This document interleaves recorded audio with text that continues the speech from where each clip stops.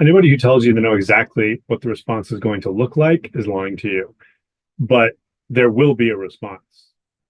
There's no question about that. I do think that all parties concerned are going to want to try and do this in such a way that doesn't escalate completely out of control, but that doesn't mean that they will be able to do that.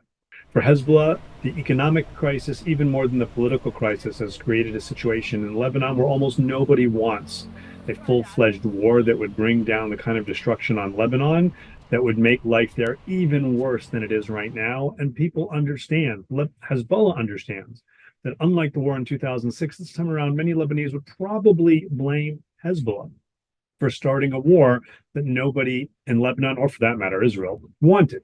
Iran is very happy to fight to the last Arab. They're even happy to fight to the last non-Persian Shia from Afghanistan or Pakistan, but they do not want full-fledged war coming to the borders of Iran. It's one thing to shoot some rockets at Israel and have Israel shoot a couple back.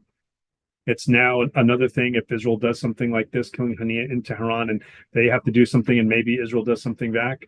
But they do not want full-fledged war coming to the borders of Iran again, not only because they understand that Israel has some real capabilities and has real allies in the United States and others, but they are worried something like that could spark dissent from within and make people think, wait a minute, maybe this regime can be toppled.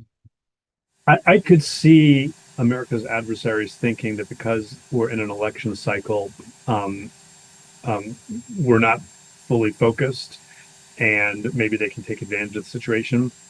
They would be wrong. And I think that's why you've heard the Secretary of Defense this weekend speak so clearly. I think it's why you've seen the U.S. move military assets to the region. It's why you've seen us work with the G7 over the past few days, joint statements with Europeans. I don't think that this is something that we're going to be caught off guard by.